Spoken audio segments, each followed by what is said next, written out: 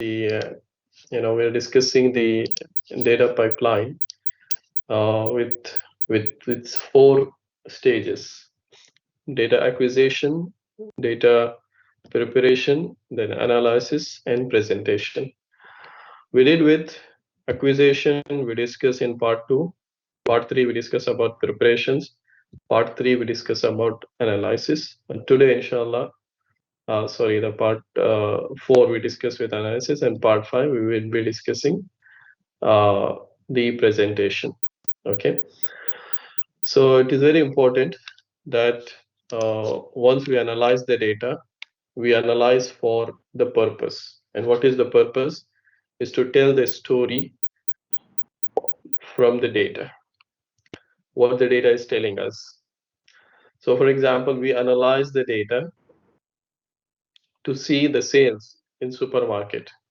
So after you analyze this data, what you'll do, you prepare a report, right? So what is the report? The report is nothing but a story about the sales of the supermarkets, for example. So you're preparing this report, that is nothing but the story. You are presenting the report, that is nothing but you are telling the story from the data. So what the data is saying, okay, that you are going to tell here. For example, yes, there is this increase in the sales in the month of June, July, and August. Increase in the sales in the month of in summer for cold drinks. Increase in the sales of milk product in the month of March and April. Okay, so you're telling something about the data. That is what the presentation is. So telling the story is nothing but presenting what did you analyze and what did you find inside the data. So this is the last part in the data analysis pipeline. Okay, so please make a note that these 4 stages are very important. Okay, so you have to be very clear in these 4 stages, and is also important for your assessments: the acquisition, preparation, analysis, and presentation. So finding the story or telling the story, where we investigate the data, right? Investigate the data, analyze the data with simple data analysis. We investigate the data, and now we want to tell the story, right? So in investigating the data, that is a simple data analysis, what we did, we explore some particular questions, okay, or we identify one or more themes, like identify a trend or find some correlations or discover some anomalies, some problems, right, in the data. So through analysis, through the data analysis, that is the investigating the data, we are just exploring some questions, like for example, what is the sales of data, what is the sales of particular product in the month of June and July. So that is a question, right?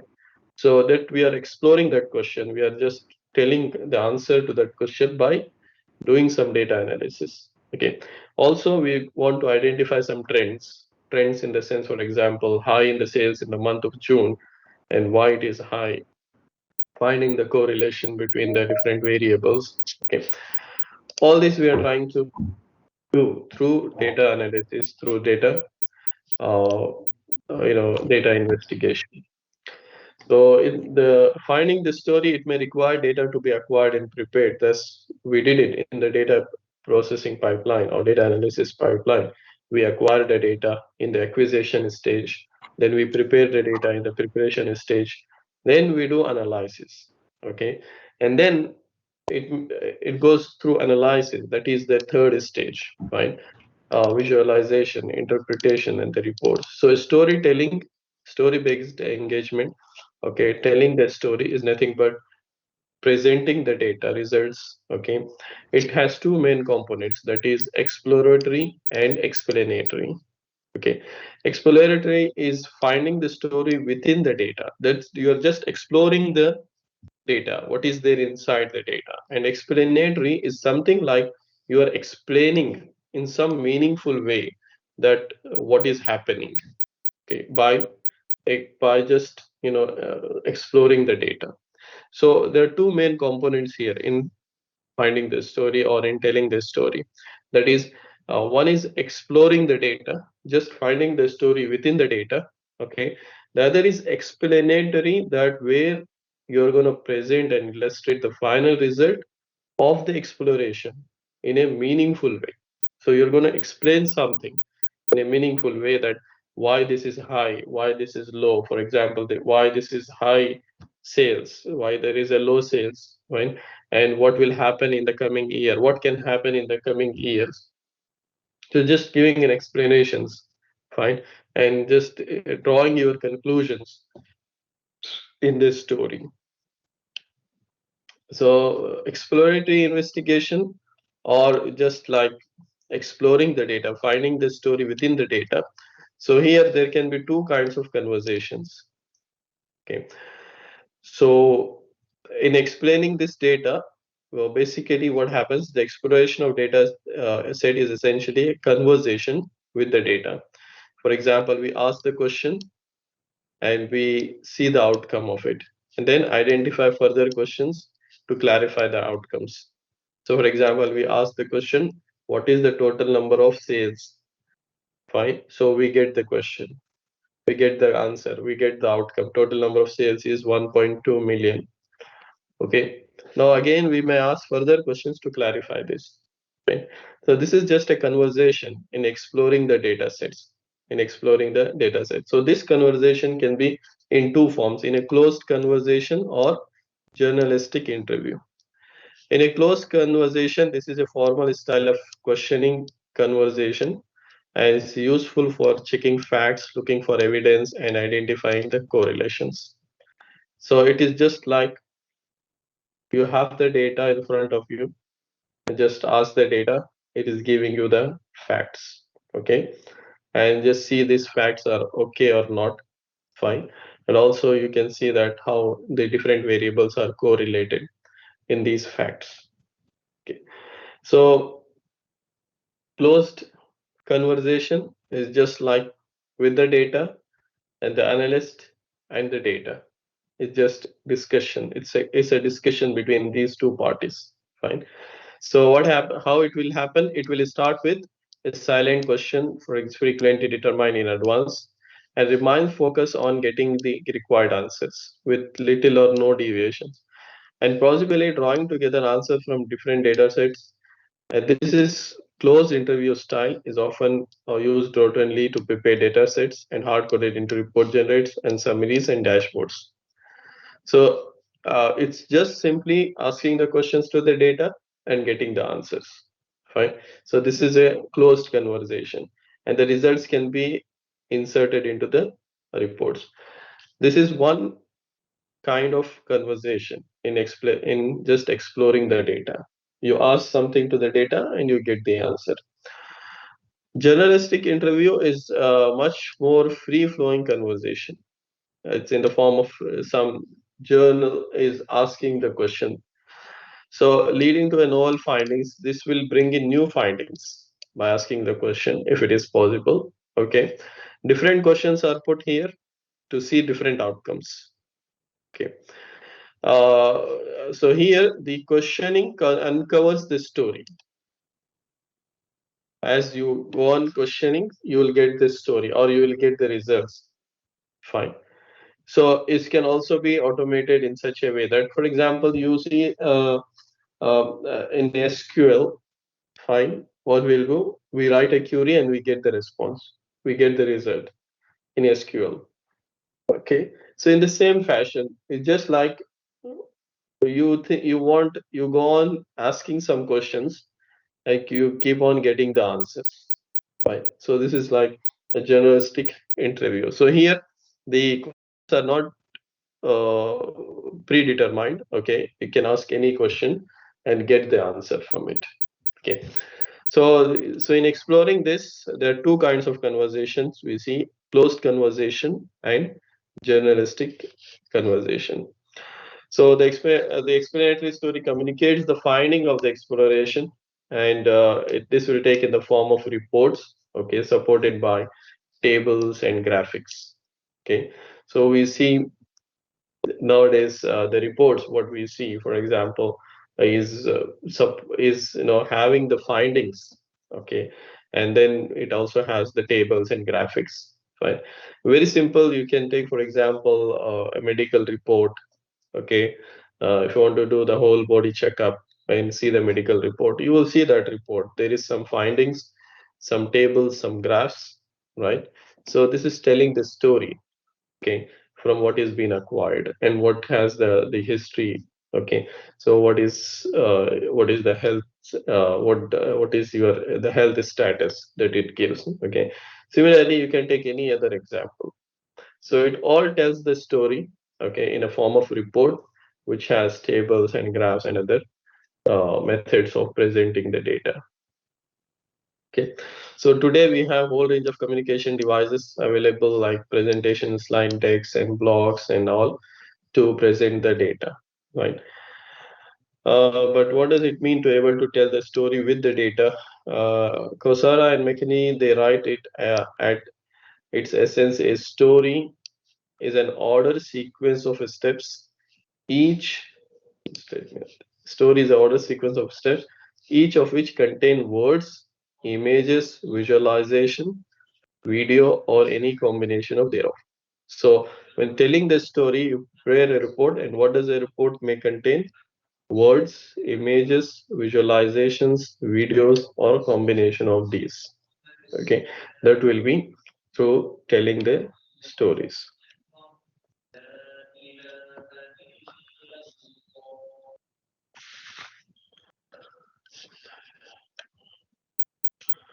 Okay, fine. You see this graph? This graph is telling some story, right? This is Maynard's map, and you see this graph is telling some story. Now, what is the story here? Is that uh, this on June 1812, with an army of 500,000 men, Napoleon Bonaparte crossed the river Neman into Russia. His goal was Moscow. They want to visit Moscow from their place. So they marched nearly 700 miles through forest and roads and fences and so on. Right. 14 September 1812, and they started the journey 18 or 24 June, and they visit 14. They find a city deserted and stripped of all useful supplies. With no other option, Napoleon army began long retreat through the gathering Russian winters, where they dropped temperature to minus 40 degrees. By 22 December, the force been ejected Russian completely. So how many men remained? 15,000 men remained out of 500,000. Okay, so this whole story is being presented here in a form of graph and words, using words and graph. So 500,000 started their journey here, fine, and they keep on moving, fine. They go through different hurdles like reduce in temperature, forest, rivers, and so on. And what is left here till they achieve their goal? 15,000 men left. So the whole story is being given here in this Arts map. So our aim is just to see how the story can be represented in a form of words, graphs, okay, and using some lines, okay. So this is one way that we can present the story. We can present the story. Now, stories can be further divided into author-driven stories or reader-driven stories. Author-driven or reader-driven stories. Okay. So, what is author-driven? Author-driven visualization is a strict linear path through the visualization that relies heavily on messaging, including no interactivity. That means the author is going to prepare the story and give you the story. You don't have any interact with the story. You just watch the story or you just read the story. It is, for example, you are watching a film or a movie. So do you interact with the movie? You don't interact, or we don't interact with the movie. We just watch the movie. So it's a complete story. You're watching a movie or a video and all. It is just complete a story. For example, you're watching some National Geographic channels, okay, where you see some forest. It's a report on a forest, okay, or Amazon forest, for example. So they have prepared a report for you in a form of video, and they presented the video, and you just watch that video. So this is what author driven. The author is going to drive everything here. The author is going to present everything. You don't have any interaction with the report. Fine. So this is what author-driven stories is. Okay. It include film, non-interactive slideshows, and this approach works best when the goal of storytelling or efficient communication in comics or outer cinema or commercial or business presentation or educational videos and training materials. If the goal is this, then the author-driven is best. Okay. What is reader-driven? Oh, it is just opposite to author-driven. In reader-driven stories has been discussed. Okay, the audience has a chance to interact with the story, right? So with a huge increase in data processing, graphical power harness tools like the harness tool like IPython, there has been growth in reader-driven stories, which the reader is free to explore and re-explore datasets in different ways. So reader has capability to explore the dataset. He can explore and re-explore the data in a reader-driven approach. So in a reader-driven approach, it is the data and the stories given to you, and you have a space where you can write your questions and get the answers. Okay, the IPython notebooks, what you are doing in this course, okay, is one of the best example of reader-driven approach, where you can type your queries and get the answers, you get the results, right? So Segal here described this as no prescribed ordering of images, no messaging, and a high degree of interactivity. So a reader-driven approach support tasks such as diagnostics, pattern discovery, hypothesis formation, and all. So IPython is the best example for this uh, reader-driven approach. So two approaches we see: author-driven and reader-driven in telling the stories. Author-driven, where we have the audience have no interactivity. It is just like a movie or a film. Okay, and the reader-driven, where the audience get an interactivity, like they can interact with the it's a report and they can ask the question and get the answers. So it is a reader-driven approach. Now, warning against the reader-driven approach, the Coursera and McKinney warns against this reader-driven approach, that there is a trade-off between interaction and focus. So you should not be like lose the focus here. So you should be on focus, like your purpose should be on focus. Okay. So the former tends to distract from the story. Okay. The stories that responds to and change based on interaction, such as by selecting particular part of data and asking questions user interested, are convincible, but it is unclear how to do this without interaction causing some form of interference. You need to interact with the report, right? When you want to explore it in a reader-driven form. But in this case, right, you may lose the focus, like till what you will be interacting with that. Okay, the interaction till where it will go. Okay, so this is one thing that need to be taken care when we are dealing with the reader-driven approach. So we can also control it. Sometimes the range of intervention available in some interactive data visualization may destroy the sense of the story itself. Okay, so in that case, there is a distraction from the story. Okay, if it is not clear, and on the other hand, and also that the reader, the audience, are capable of exploring the story. Fine.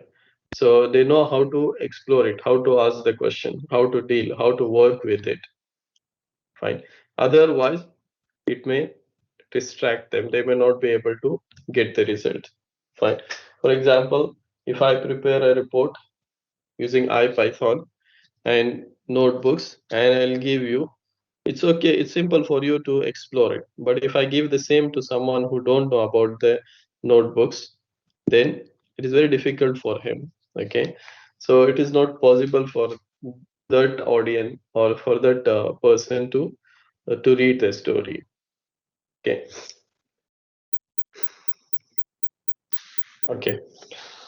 Then we see here three approaches for storytelling, which is given by Segal and here.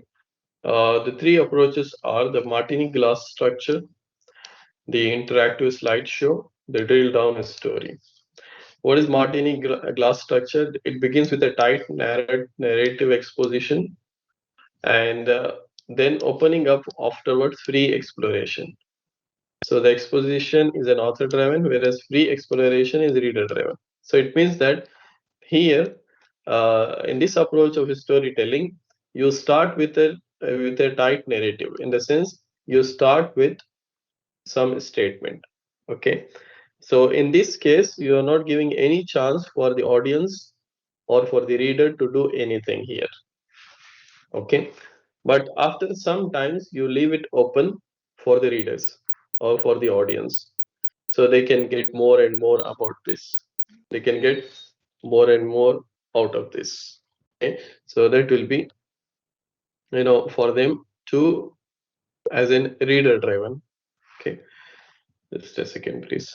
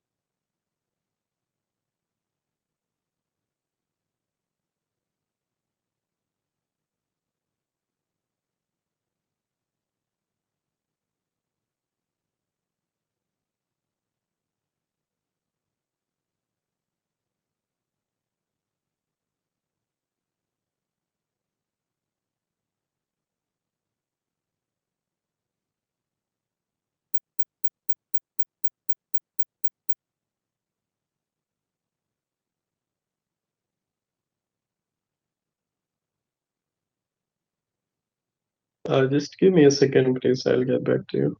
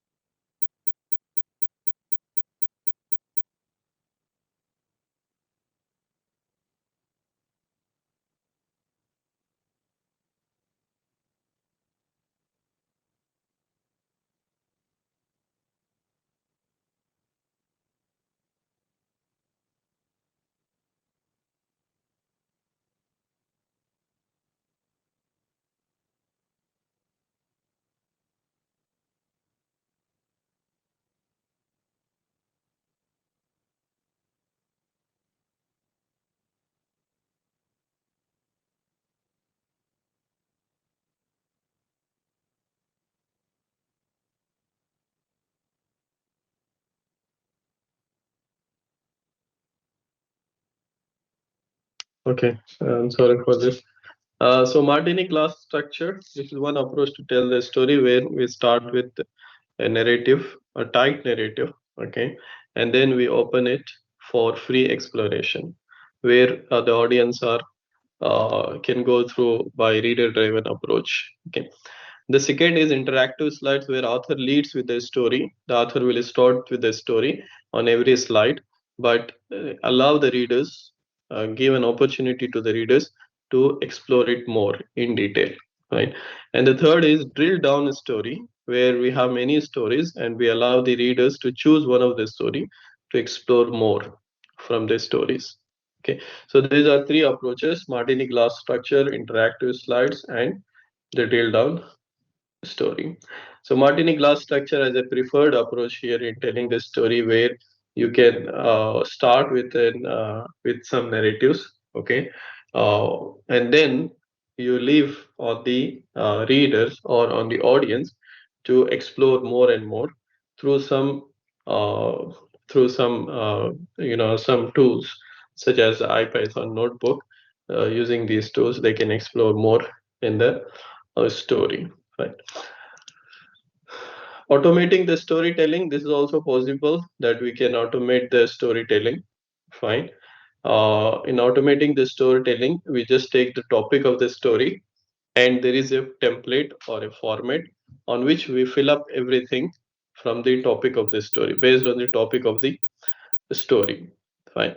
Based on the topic of the story, we fill up all the details in the story. Okay. But there is a format, there is a template. We use the template to fill up the story. So in that case, it is just like automating the story. For example, you have a template of story for what do you say for uh,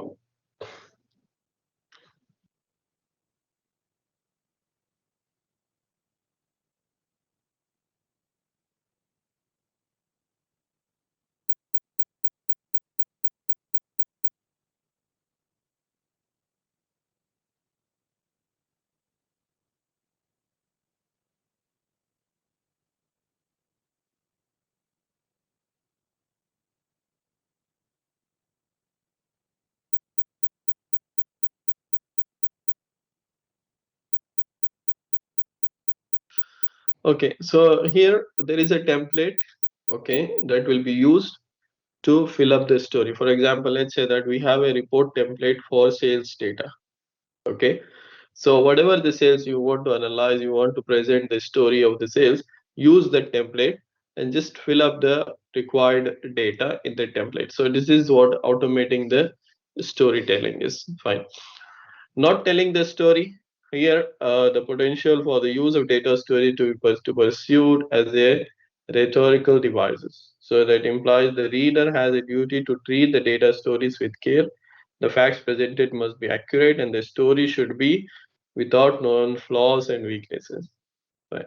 So the story should be, let's say, story should be a perfect story without any flaws or without any problems.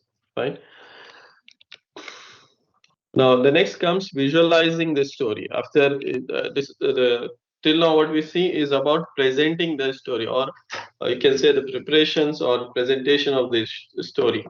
But how do we visualize the story? How do we see these stories? Like as an audience, how do we see the story? Or as a reader, how do we read the story?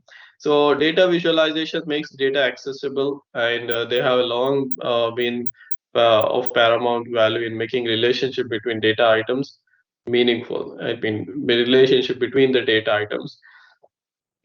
So today's world, it's more easy for us to represent to visualize the data in a form of graphics, fine, even in a form of tables, for example.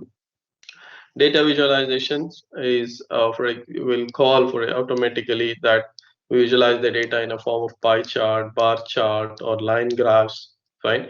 Also, we visualize the data in a form of tables, right? So data visualization is nothing but seeing the data on the screen, like how you see the data or how you read the data. We can visualize the data in a form of tables, right? we have a table of sales, we have a table of purchase, we have a tables of employee, we have table of aggregate table of sales, aggregate table of purchase, and so on. So by tables we can visualize the story, or we can visualize the data. Fine. So we have already seen that tools like aggregation, reshaping, okay, or for manipulating the appearance of the table. Also, we can elaborate the tables with meaningful text, colors, and other forms of graphical things we can use to make the table more graphical or more visualized. Fine. So with the help of tables, we can visualize the data. Why to visualize the data?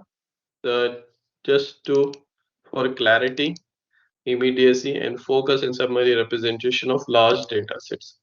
This is why we want to visualize the data. Okay. Visualization can also be exploratory, or it can also be explanatory. Right. Visualization exploratory, where we just explore the data, right? Explore the figures. Explanatory, where we can explain the figures. Okay. So story visualizations are produced to tell a story to an audience. So Stingberg gives an example of newspaper graphs showing the death during war, for example. It's just telling the story where we have the images and the text. Fine. Answer visualization are produced to supply answer to a single question posed by a particular person. For example, a manager is asking for a graph of product sales, or an engineer constructing a graph of stresses on a bridge. So this is for any particular question, anything particular we want to see, and that is what answer visualization. So story visualization is telling completely the story, whereas answer visualization is what? It is just simply visualization of data for particular question. Okay. So we have 4 examples of this in visualizing the story. We have to visualize the story, to realize the representation of data sets, to communicate the fact and information, and to pursue the end convenience, and to support analysis activities. Fine. So for the first 3 are explanatory, and the support to visualize the story, to support visual analysis activity is exploratory. Fine. Fine. So we'll see this, realize the representation of data sets, visualization as a representation. To realize the representation of data set, which is nothing but visualization as representation. Right. So the aim here to give the content of data set tangibly. However, there is no particular intention of telling a story. So in general, we represent the story here. For example, scientific visualization maintains principal relationship between data values and visual variables. So every visual will have the properties, should use those properties for that. Okay. Visual properties such as point is to be placed on a chart, position related to the other point, colors to be used. Fine.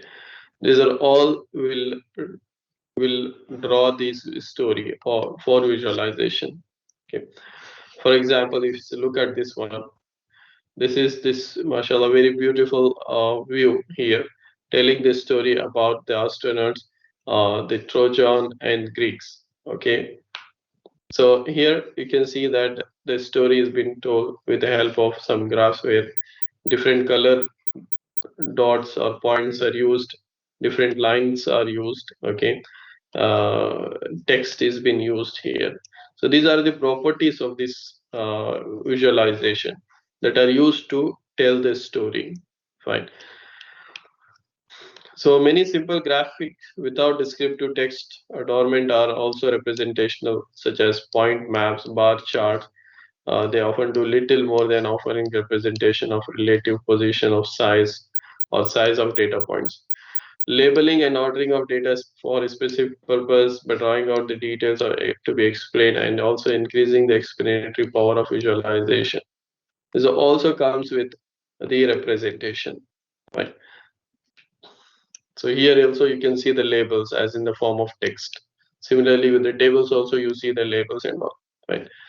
So that's about visualization as a representation. So in representation, you're not going into any specific thing. You're representing the story in a form of visuals like graphs, okay, where we use the graph properties or visual properties like points and colors and lines and other properties of the graphs.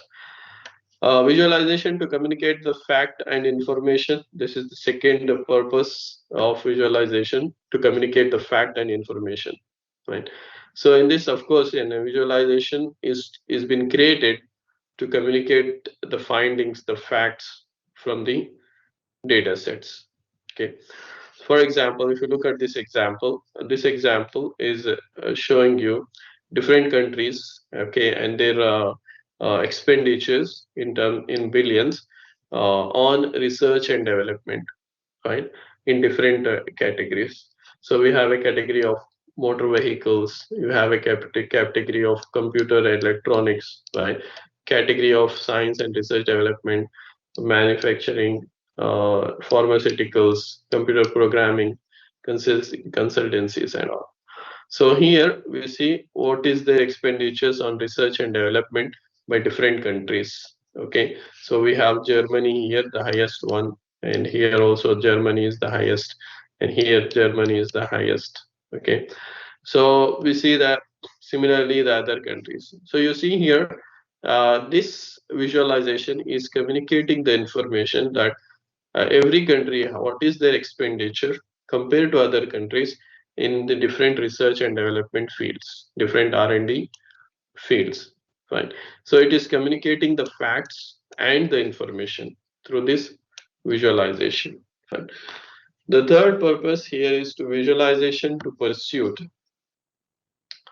So it ensures that both immediate message of visualization support the argument, and under additional scrutiny, it remains valid and appropriate. So the data remains valid and appropriate, and the message is being delivered through the visualization, right? So here a careful selection is required, the careful selection of elements and data sets visualized, and in the use of visual cues to help us to read the graphics. Okay, so here we have a chart. In that case, this chart, right, 5.5, this is projected cost of Medicare at various time points. Okay, so this chart was intended to show the opponent of US Medicare program had wildly overestimated its actual further future cost. Okay, so the actual cost is this, and what is their estimation is very high. Okay, now this is what is showing that they get this information, right, from this graph very clearly, that their actual expenditure and what is being projected by different organizations is different, or it is high. Okay, tricks and distortions. Sometimes through visualization there will be a distortion. For example, look at this 3D image, fine. So this image actually is 1:1:3. Okay, so these two are similar, fine, and this is the third part, 1/3 of this, fine. uh, the large part. So sometimes there is a distortion in this visualization. So very careful while we are drawing this visualization.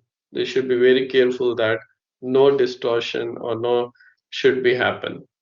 Okay. Also, we can use infographics in visualization. Infographics is more attracting, and it has some communication, and it is more entertaining. Okay. So infographics can be used The purpose of infographic is attracting the interest, communicating some messages, and to be entertaining. Okay. Visualization in support of analysis. We can also, use the visualization in analysis, but rather we can use the visualization in different places in this data pipeline. Okay, so there is an activity here. I'll take you there. Or sorry, there is a activity here. Let me take you to that.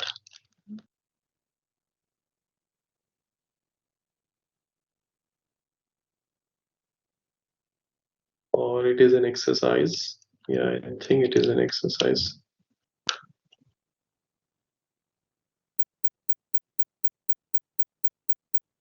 See this one, self-assessment. What role do you think visualization might play at each stage of data analysis pipeline? So visualization plays the role at every stage of data analysis pipeline. So some suggestions are given here. Acquisition, at the acquisition stage, visualization can be used to check the completeness and the scope of data and to ascertain its overall shape. At the acquisition stage, visualization can be used. Then later,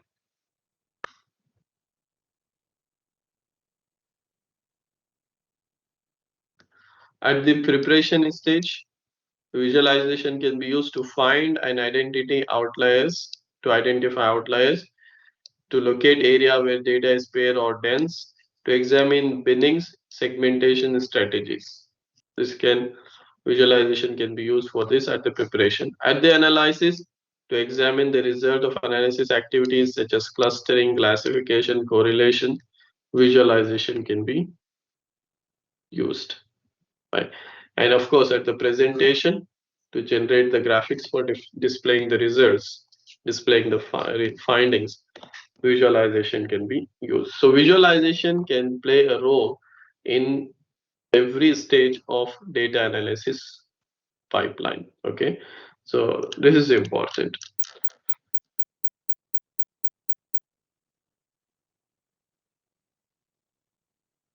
So visualization in support of analysis will help in knowing different can analyze at the analysis stage also.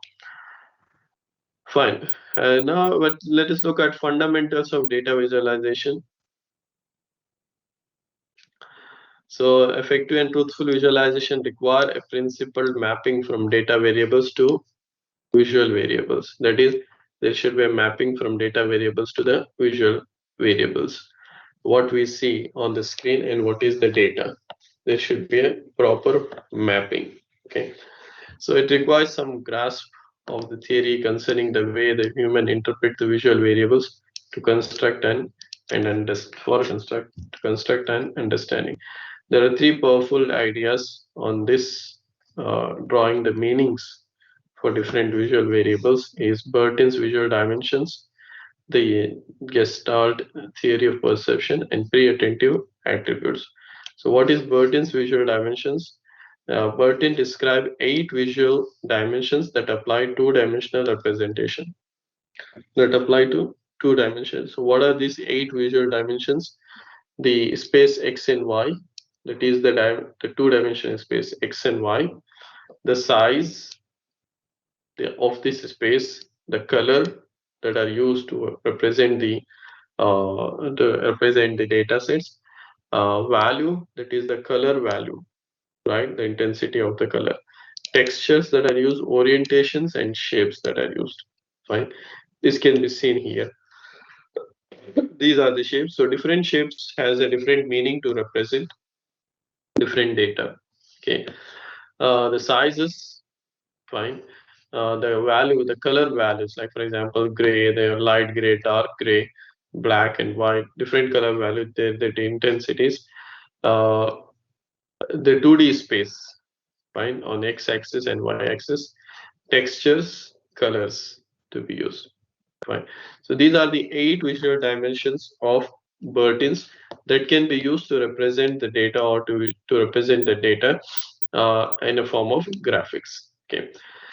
So the next is Gestalt theory of perception, the human ability to perceive things as a whole, even when presented with only partial views. Okay, so there is a human perception, like a human see a part of it, it definitely comes in his mind the whole part. For example, if you see a hand, okay, so by looking at the hand, you will see that this is a hand of a human being, so of a person. So the whole human being comes in your mind. Okay, so when you perceive the whole, the individual part takes secondary importance. But if you see the whole, the individual part takes the secondary importance. The Gestalt principle can account for the classic face was dissonance. Okay, so where we have two voices that represent a face or a voice. Okay, so you can see this is a classic example. Fine. So here, how do you perceive it? You perceive it as a two faces or one voice. Right. So by looking at this,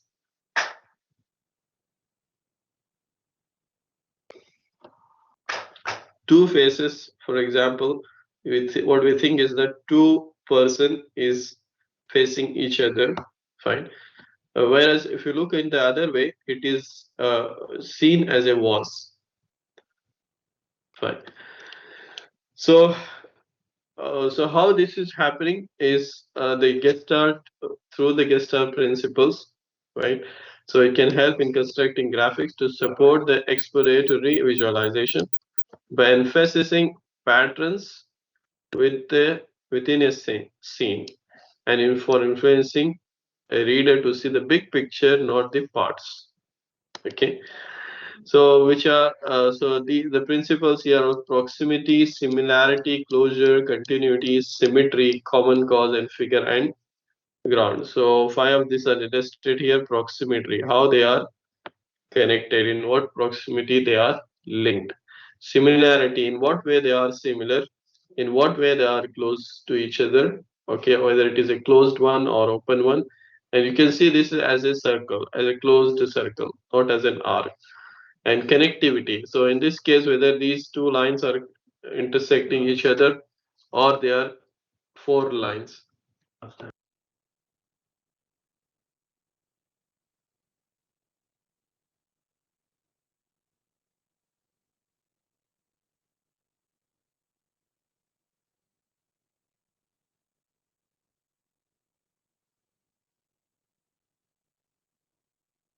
As Firas, do you have any question?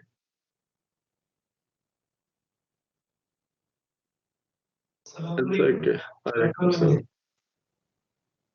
No problem.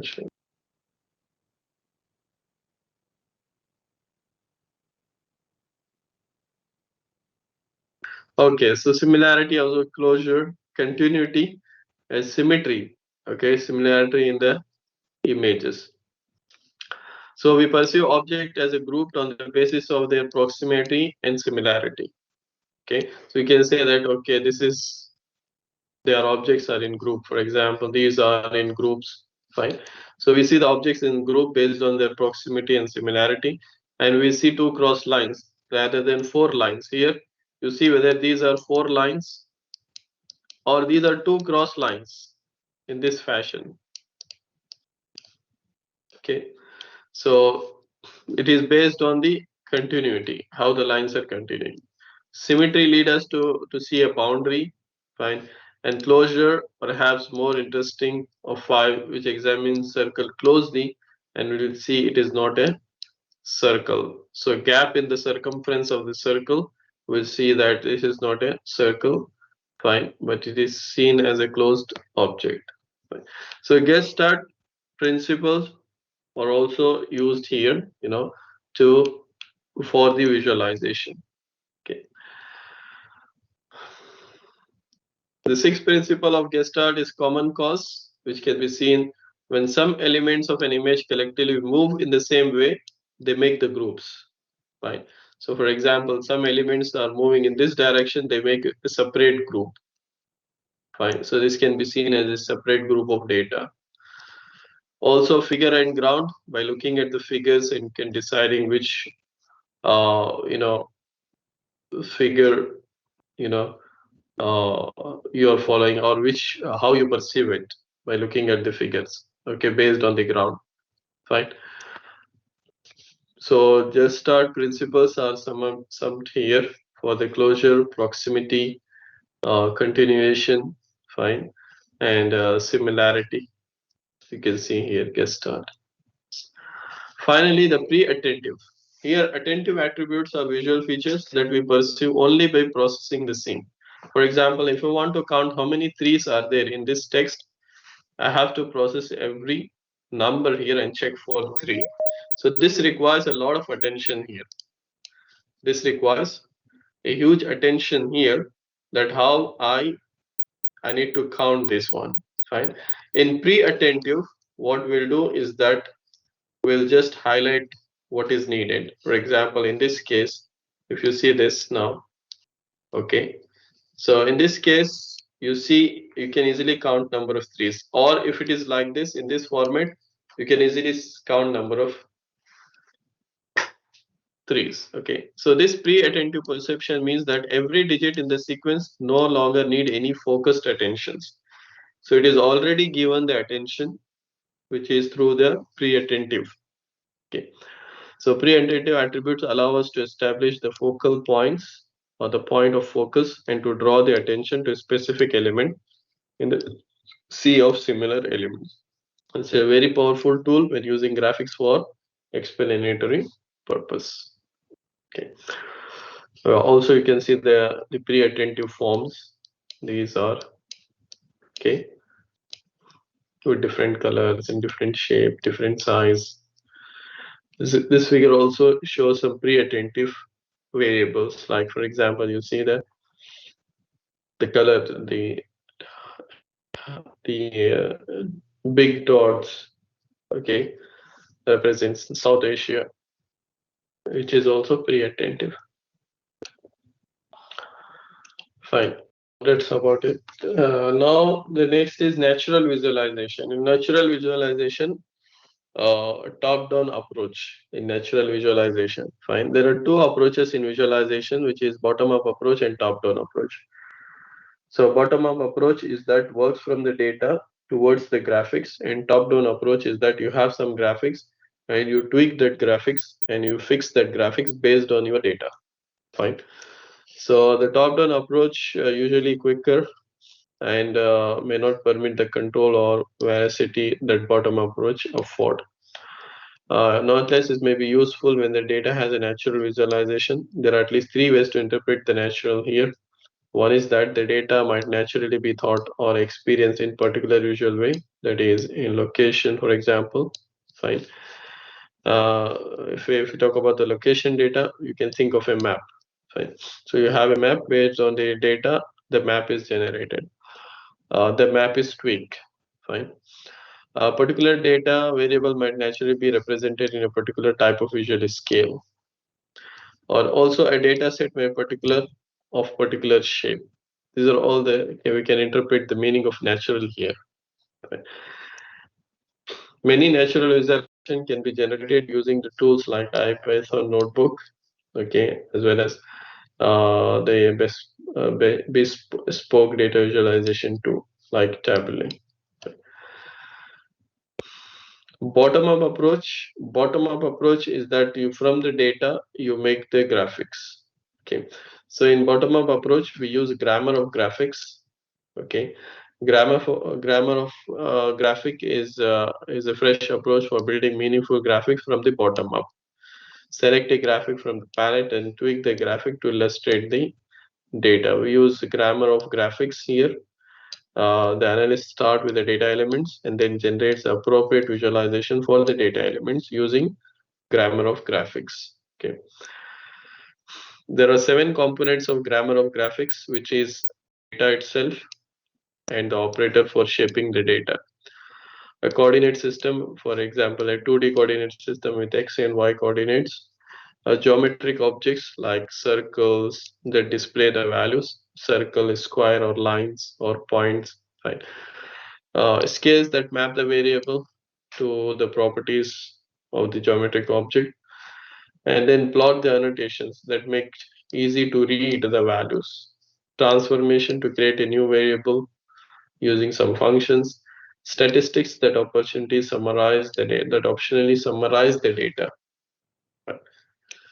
So for example, if I want to draw a graphics by using some shape for the values 1 and values of 3, okay, value 3 values and for values 1, value 1s, okay, so we can use different shapes. So first thing is that we take these two data, value 1 and value 3 data, okay, and we propose a shape. For example, let's say P is a shape and Q is a shape.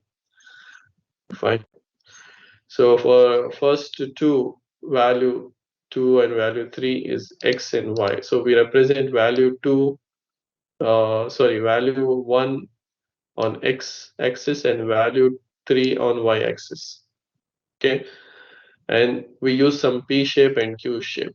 So for example, let's say that here we represent the first by using X on X axis, the second on Y axis, and we use the shape circle and a square. Okay. And what objects we use for these shapes? We use the circles like dotted here. These are the geometric objects that we use. Coordinate system, we use X and Y. So values of 1 here and values of 3 here. So X coordinate will take values of 1 and values of 3 is by Y coordinates. And a two-dimensional plot art in annotations like what is the title of this, what will be the title of the graph. Okay. So all this together to put it to generate that graph, to generate that visualization. Right. So this is what the grammar of graphics is. So we use grammar of graphics here to make the graphics here. So we can implement the grammar of graphics by different tools, like for example ggplot2 for the R programming language, right? Can be used for this purpose. Okay. So this is all about the visualizing the data. Fine. So overall, in visualizing the data, it is all about the visualization of the data by different means and by different approaches to tell the story. Fine. The next part is non-visual visualizations, and it can be for the one who cannot see, for example, how they will gonna visualize the data. Okay, there are two things that a person who cannot has a vision or who does not have an cannot see the data. Cannot see. Uh, a deaf person, for example, how they can visualize the data. There are two approaches: tactile graphics or sonification. Tactile graphics is used by barely like raised surfaces where one can touch it and visualize the data or can see the data. And sonification uses sounds to map with the data elements. So by sonification, you can just hear the sounds to analyze, to visualize the data or to get what is the data is. Right? Two approaches are there. Finally, working with visualization, it requires experience, trailer error method. So, want to work with a visualization, you need to do many things. Okay, so some steps are given here. Employ an experienced data engineer or data visualization designer if you want to do the data visualization. So it's working with the visualization. Fine. Excuse me.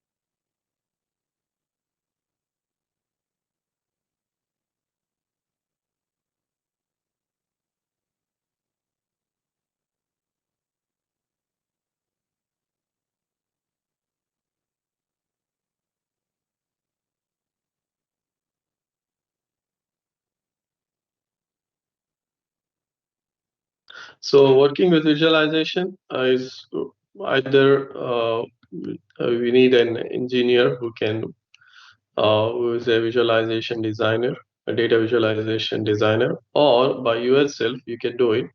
First, by following these 5 steps: know your data and your story. That is, know the data which has been analyzed, fine, and what is the story, like what you have to do, what you have to present. Then choose the basic graphic forms to consider. What graphics you can consider to tell this, to visualize the story or to tell the story. Then try some basic forms, adjust the elements, and let other critics your choices and learn from their feedback. So you can display this for some readers, then take their feedback and see what is their feedback and how you can learn from that feedback. So by this you can also become an experienced person in designing these visualizations for data. So some suggestions are given here. I thought a starter, for example, for a starter, that if you want to visualize the data, we want to put the visualization for the data of a relationship between the variables, you can use a scatter chart or bubble chart. Okay, for 2 variables and 3 variables. For example, 2 variables, you can use this scattered this type of charts or bubble charts for more than 2 variables. If you want to do comparison in the data, you can use comparison among the items, comparison over the time, right? And further, you can see 1 variable per item. You can do these charts, okay, and 2 variables per item. You can do these charts. Similarly, if you want to do for distribution, you can go for these charts. If you want to do for composition, you can go for these. Right? This is just an suggestion given to here. But working with visualization, you work with these 5 steps. Right? So the first 5 approach will allow you to develop understanding what works well, what does not, and what will work with particular data and stories. Many internet sites, data visualization communities, and consortia online also offer general advice on what charts work particular situation and offer common pitfall list. So you can also Google it, or you can also Google it to see from different websites what is their view to represent different visuals, different data in a form of visualization. Right. So it's all about these 5 steps that you want to create the visualization of the data. Finally, reporting the story. So reporting the story, you can prepare a report. There are 2 types of reports that you can prepare here. Is that a lab notebook and a data investigation report. Fine. So what is a lab notebook? It's a diary record of data analyst activities as they move through data analysis pipeline. Right. So in the lab notebook, you keep on all the analyst activities as you go on through this data analysis pipeline. The record of data considered, techniques that are applied on the data, the results obtained from the data, as well as their reflections, observation, and conclusions will be part of the lab notebook. It will be a principal source of information for the final report. In preparing the final report, you can use the lab notebook as a source, and it will contain much greater level of details and will record aspects of investigation such as data and exploration, and that will not appear in the final report. Okay, so lab notebooks will be with you throughout the pipeline, and you're going to record everything that you do, right? Every activity you carry on from the beginning, from the acquisition of the data till the presentation of the data, right? We will be recording, and this notebook can be used for discussion, can be used to prepare the final reports. Okay, so the investigation may generate many other outputs from the lab notebook, that is summaries, news articles, posts, blog posts, assignment reports, graphics, posters, infographics, slideshows. Okay, all these are all communications which can be used in the background to the final report, or which emerges from this. The report will emerge from this. So that is a lab notebook. So lab notebook will have all the activities. Final report is on a data investigation, tell the story of investigation itself and the story discovered in the data. That is how this investigation took place and what you discover in the data will be in the final report. So the data investigation report is an account and in an idealized form presented after the investigation is completed. So this is a final report. Of course, it will be presented after the completion of the investigation. It will allow others to verify your work, build on it, to dispute your findings and make decisions. You may challenge to defend your findings. Okay, so that is on your report. So what will be the structure of the report? The few issues concerned with the report here is the report should be clear, focused, and understandable. So focus of the report should be present a story of the investigation. It's also required to recommend a pursuit or educate its readership. The additional section or output, especially for this purpose, may be necessary. If you want to educate how to read this report, then some additional information you need to record it in the report. In case you want to educate the reader on how to read this report. Okay. In that case, you may need to educate that reader and include this in the report. So general points about writing the report is keep it simple, keep it focused, consider the intended readership. You need to know who are the readers here. Okay. Begin with the summary. Summary will attract the readers and then support the reader through long reports after the summary. Support the reader with the long reports after the summary.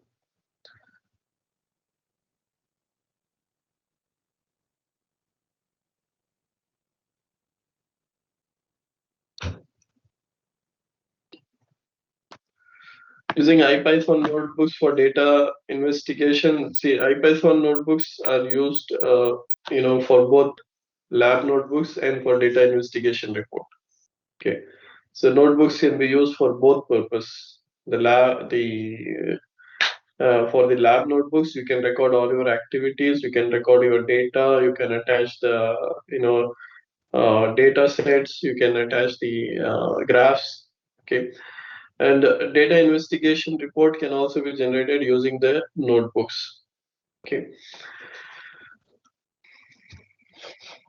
So structuring the lab notebook using IPython notebooks is that you follow the linear structure or you follow the sequence. Every activity you record, fine. You start with the initial aim, the data source, the scope of the data, and so on, followed by the every activity that you make, fine, along with the notes, observation and reflections, findings, and record of additional data sets. The main section will probably reflect some workflow or data analysis pipeline model or a repeated application of fragment of the pipeline. So it's like repeating the same thing, the pipeline, the acquiring, present, preparation, analysis, and presentation. You can finish with concluding section outlining the findings and the story you managed to find any notes of future work. IPython notebooks can also be used for the final reports. Right? In the final reports, you can prepare, you can give the notebook the structure, fine, of a traditional report. So what will be that structure? Like you can keep it like begin with a summary and go with a longer report, right? So you can keep that also here, right? It can also bind actual data into the central workflow and make it executable. Through IPython notebooks, you can also execute the data while you are reading the report, right? So it can be both in a form of reader-driven as well as the author-driven. It can be both in a form of reader-driven as well as the author-driven.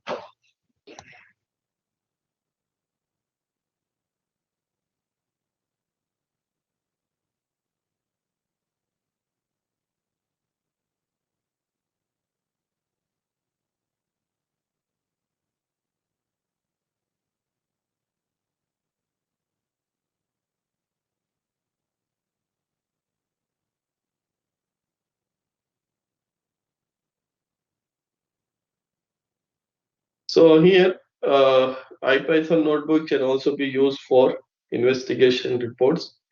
This allows reader to follow the main story of the investigation by replying the executable cells and to clone the report and then pursue the same investigation with different data sets, visualization, and or process. That is, you can copy the reports, make the clone of the report, and then apply different data sets for the same. Okay. Okay, so this is all what we have here in the presentation stage of the data analysis pipeline. So there are two main activities here in telling the story, which is exploratory, in which the analyst elucidate or it takes the day story from the data. Explanatory, which analyst tells the story to the stakeholders by looking into the findings from the data, right? We'll also discuss about visualization in detail, the approaches to the visualization, and we talk about reports, right? How we can prepare the reports. So two types of report: the lab notebooks and the investigation report. So this is very important for you. And as I said, it is very important that you learn this data analysis pipeline from acquisition. That is part 2 in this course, from part 2 to part 5. Okay, it is important. There are some activities and exercises are given here. So please do these activities and exercises. More importantly, there are exercises here. Fine. That I recommend you to do the notebooks, these notebooks.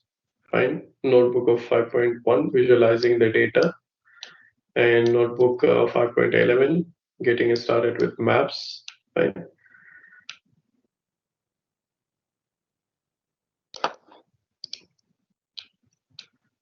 And exercises, of course, do some exercises here. For example, this is important for you, that what role the visualization play in data analysis pipeline. Okay. How do you think the guest star principle might be useful in engaging in data visualization? What story do you perceive in figure 5.15, which is there in the slides? Okay. So this is all we have here for you in data presentation. So with this, we complete with the data analysis pipeline. Right. So I'll stop the recording here, and we'll have a break just for 10 minutes. And then inshallah we'll continue part 6. So part 6 is very small, and then inshallah we'll continue. When personal data must be published, and identification and re-identification of the data. This is what is required. This is what is discussed here. So the aim here is to explain the scope and the applicability of legislation relevant to data management. That is how the legislation will be applied on the data management.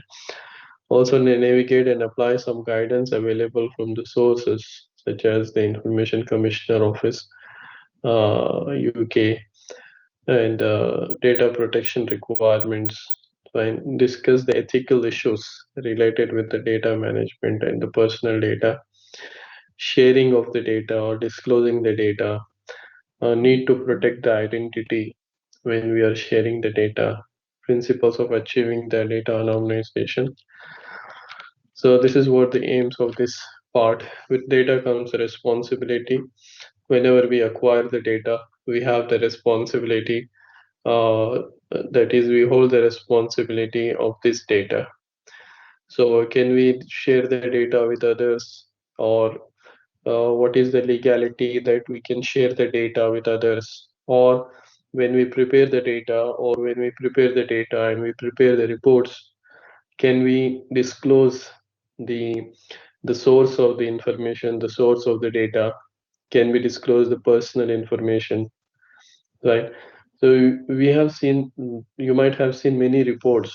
For example, let's say medical reports, some reports on some research on medical histories, like say for example some particular disease, okay, where the data of the patients are collected to analyze the data. The data of the patients are collected to analyze the data. So here, the patients, is it necessary to disclose who are these patients, their name, their identity, okay, or to what extent we can disclose this, okay, what is the law behind it, right? So in this case, we need to be aware of the legislation, the law, the principles, and the guidance notes that interpret the legal framework. Okay, every country has its own law with respect to this data. With respect to the data and how to handle the data. Every country has its own law. Okay, there is specialization in that also. So the legal framework is that we refer primarily to the UK law relating to data protection and freedom of information, also the European Union principles and directives to these laws. Aspect of data management is covered by legislation that includes data protection, freedom of information, computer misuse, copyright, fair use, licensing, collection and retention of data for investigation purpose. Right? These are all covered under the legislation of data management. Here we talk about data protection and freedom of information. So Data Protection Act is one of the act. Uh, so this act, what does this act has? It has the definition of personal data. Okay, it defines what is personal data, definition of sensitive personal data, definition of data subject, data controller, data processor, third party. So what is a personal data? What data we consider as personal data? Sensitive personal data. What do you mean by data subject? Data subject is the person or the place from where we are taking the data, or with the data about whom we are taking, about what we are taking is the subject. Data controller, data processor, third party. Data protection principles, restrictions on disclosure. We can disclose the data or not.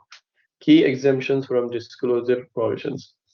Then Freedom of Information Act aspect is the scope of the act and how it interacts with the Data Protection Act. This is what given in the Freedom of Information Act. Related to UK, UK law often involves the result of multiple small amendments to these Data Protection Act and the Information Act.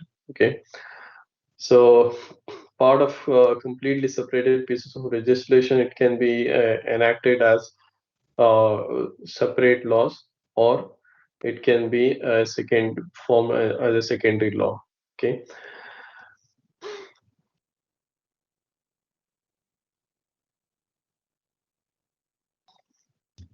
So one of the law here is defined is that personal data shall not be transferred to a country or territory outside the European Economic Area unless the country or territory ensure an adequate level of protection for the rights and freedoms of data subject in relation to the personal data.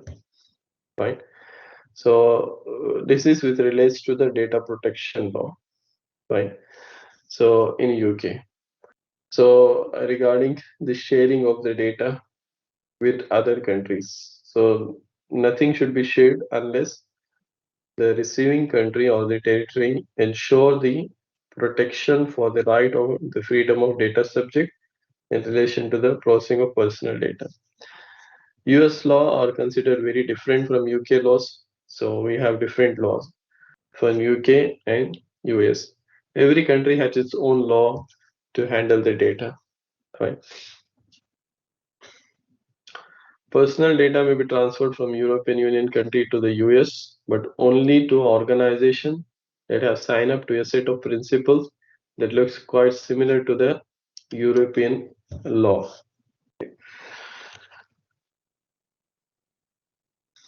Managing the personal data, the primary responsibility for managing the personal data is the identity. That is ensuring that identity of data subject is unambiguous and correct. Data subject is that about about whom you are collecting the data. If you are collecting the data of a student, so data subject is a student. So you need to identify that a student data is correct and unambiguous. It's not. It should be clear. Accuracy, ensure the data is accurate by correct, current, and complete. This is what the accuracy means. The data should be accurate. It means the data should be correct data, should be current data. It is the present data. It's not the history or something like that, which does not exist now, right? And it should be complete, and it should be purposeful. Complete in the sense it is for the purpose that it can be used for the purpose. Security of security is another responsibility. Ensuring the personal data is kept securely, is not available either casual or through any other way. Right? Disclosure. The data should not be disclosed. Personal data is not disclosed in a form in which data subject may be identified, or to anyone outside the organization responsible for the data, in particular to anyone in a country that does not enjoy the similar level of statutory data protection. That means that the personal data should not be disclosed in such a way that anyone can identify the subject. Okay. Also, ethical and legal issues. The personal data used only for the declared purpose and not for other purposes. Okay. For example, if you are collecting the data for some purpose, for example, if you are collecting the data for analyzing the sales, it should be used only for the analyzing the sales. Okay. And those uses are both legal and ethical. When using the data, it should be legal and ethical. That is, you use it in a correct manner, and the only data necessary for the purpose is collected. What is the necessary data, required data will be collected and it will be retained, right? And it should be collected in a good manner. That is in an ethical manner. So these are the responsibilities comes with the data, with the personal data, which is identity of the data, the accuracy, the security of the data, disclosure of the data, that it should not be disclosed, and some ethical, legal, or legality and the retentions of collection of the data. Ethical is more challenging, the most challenging one here. The ethical use of the data in such a way that it should not harm the data subject. You should use the data in a proper manner, in a good manner, okay, in such a way that it should not harm the data subject from which you are collecting the data. Okay, so some ethical requirements are given here from BCS and ACM, right? You can look at these two here.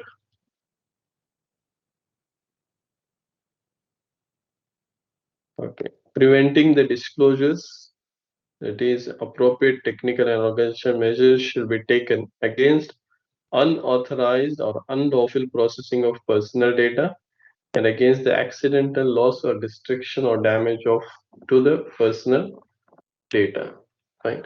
You should have laws, and you should have techniques to prevent the data. When the personal data should be published, okay. So when data for two or more individuals are held together, you know, no, the personal data should not be published until you have that uh, request from the data subject. Okay, so that is when we are collecting the data. To what extent you can publish the personal data, fine. So if even when you are collecting from more than one individuals, okay, the third party should not know these data subjects. right? So data, it is not should be in a form that it can identify the data subject. Okay. Identity and re-identification, again, it's related to the identity of the data subject. So whatever the data we publish or we use in analysis purpose, okay, whether these data will identify the subject, okay, or combination of data will identify the subject, that is called re-identification.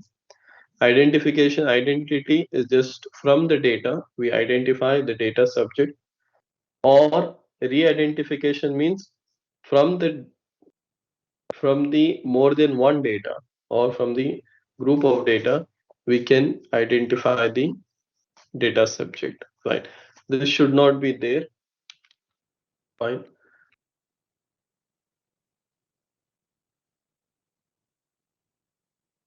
So in identity there is two aspects: identification and verification for authentication. Okay, so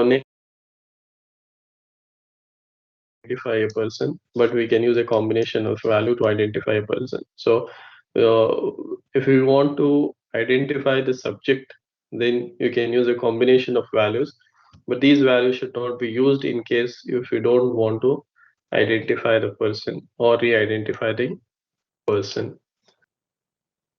Anonymization of the data, that is the approach for hiding the identity of data subject by doing anonymization, pseudo-anonymization, or aggregation.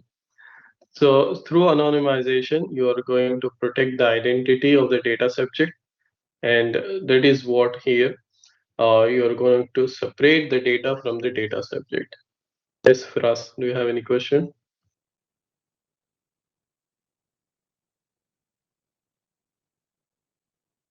Sorry?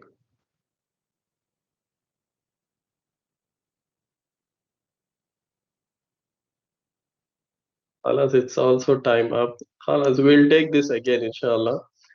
Let's say tomorrow, inshallah. We'll take this part 6 again, don't worry, okay?